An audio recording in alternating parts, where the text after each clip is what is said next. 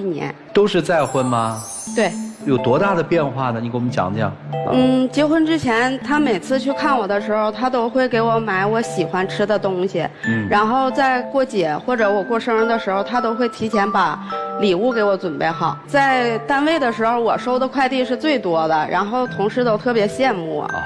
等到结婚之后，这一切就都没有了。他不再给我买我最喜欢吃的栗子，礼物也都没有了，也不像以前那么关心我了。哦，是这样吗？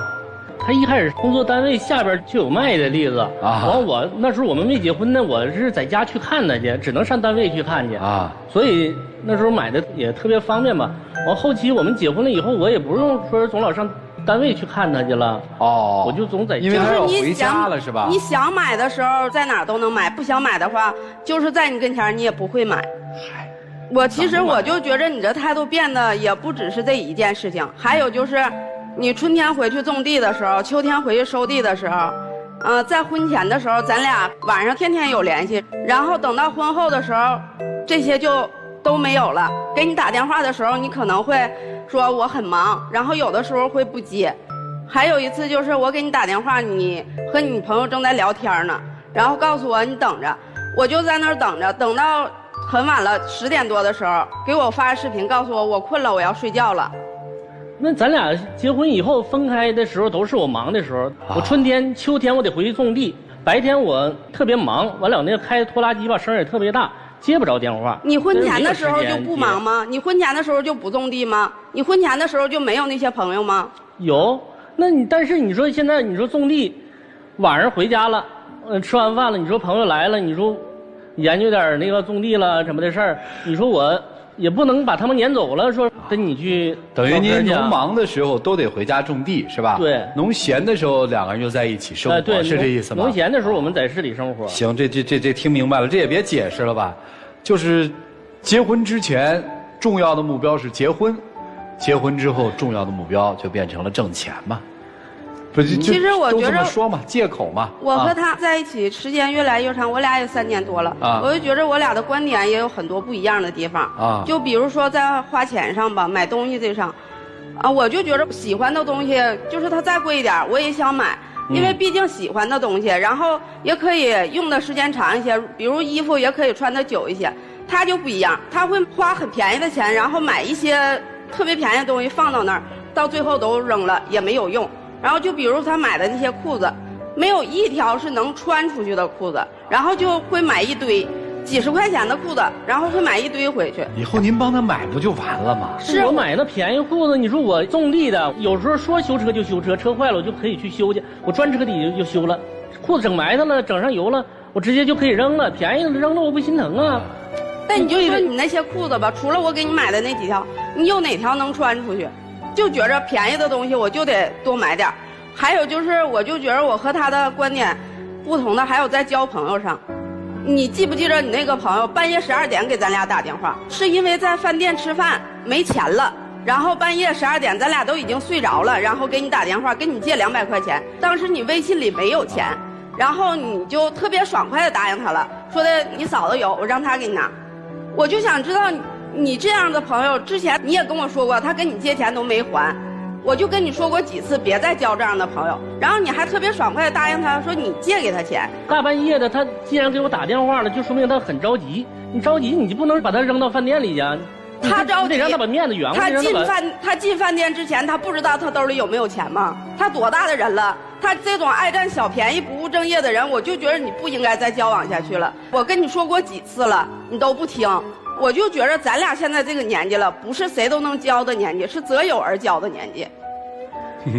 那你不也有很多那个不好的朋友吗？你交那些朋友不也有一些那个成天那个混吃混喝那些朋友吗？我干销售的这个行业，你不是不知道，干销售的是不是得多认识点人？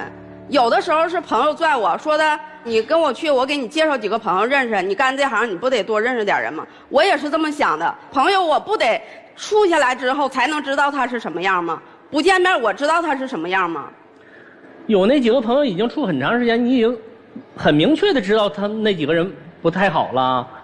就有一回你跟你那些朋友出去喝酒去，又要去唱歌去，我半夜给我打电话让我去接他去，接他去吧，我还走错地方了。好不容易把他接着了吧，接回去了还没完没了跟我吵架。那还不是因为你去晚了？我每次让你去接我的时候，你都会去晚。哎呦，真是，您还怪他去晚了？他就是强势惯了。有一回，我同学家办那个学子宴，我回到农村去参加那个酒席去，马上快吃饭了吧，完他给我打电话，正打电话的时候，有个女同学就过来喊我来了，喊我说那个饭都好了，要吃饭了，赶紧过去吧，都等着你呢。女同学一喊，他那头就急眼了，就不干了。那不是因为当时我特别难受的时候，我想给你打个电话，跟你说说话，然后电话没说呢，我就听那边有个女的在那儿喊你，然后你直接电话就挂了，也没跟我解释你去干什么，电话就挂了。那我能不生气吗？那你也不能太不给我面子，不大一会儿又给我打电话，正在那坐着吃饭，又给我打电话，就跟我喊说那啊，必须1个小时之内必须回来，不到跟前就离婚。啊！你说我那么多同学在那儿。你说你一点面子都不给我，我多磕碜呢，在那儿啊！那你也回去了吗？回去了，没吃饭？没有，那敢不回去吗？啊！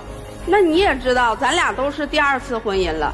当时我只是听到那个女的跟你说话，我就觉着，如果一个女的跟你说话，你这头就能直接把电话给我挂了，连解释都不解释。那你女同学那么重要，你还找我干啥？你跟他们过去呗。我方便问问吗？您第一次是因为什么离异啊？就是因为不关心我，然后对我不在乎。啊，谁提出的离婚呢？我。您提出的离婚？啊，是不是跟这个有点像？就是现在的态度，我就觉得他的态度有点越来越演变成那样。这个离婚了多久之后跟先生开始谈恋爱了？4年的时候。啊，离异4年之后，你们又谈了3年，结果还没发现，一结婚发现一堆问题，是吧？您是为什么呀？我们就是生活的观点不一样嘛。他喜欢玩，我就感觉结婚了你就好好过日子吧。他不行，趁年轻好好玩，就这种观点嘛。人得先玩。谁提出的离婚？我那前妻。哦，有孩子吧？有。谁带啊？我带。闺女是吧？对，小姑娘。闺女，您呢？我的也是姑娘。谁带啊？我带。哦，2个人都离异，都带着孩子是吧？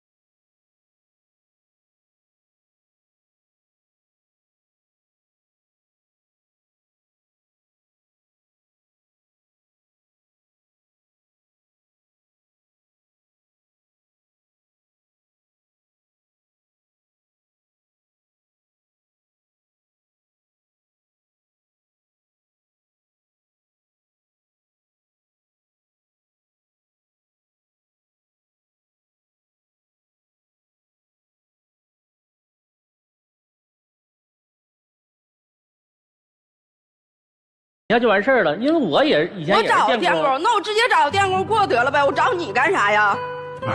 您这个找电工过和找他过是两回事儿啊。我就是觉着你家人没把我当回事儿，没把我当你家人。我家人没把你当家里人，那你说你把我家里人当自己家人了吗？那你把我姑娘当自己家人吗？咱结婚了，我姑娘不也是咱一家人吗？你说前些日子，啊，你单位发了2个手机，我说那个给我姑娘，我姑娘的手机已经不好使了，我说给她一个，那你说你咋不给她呢？那我不是寻思单位发那2个手机挺好的，咱俩一人一个吗？我没说给我姑娘，我说咱俩一人一个。你说给这个孩子一个，那个孩子怎么想？他心里怎么想？我妈得了2个手机，然后给他姑娘一个，那你让我姑娘怎么想？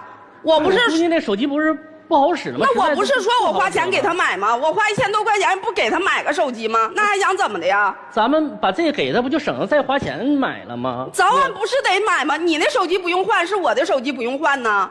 我这个工作手机必须得是好手机，然后你呢？那你天天玩手机玩游戏，你不用换新手机吗？行，手机咱不说。哎，前几天我大姐给你打电话，我大姐说孩子在家不懂事，把他爷爷奶奶都气得够呛，气生病了，说让接到咱这儿来生活来。那你跟我大姐咋说的？你不说，你说这事儿我管不了，你这得找他亲爸亲妈。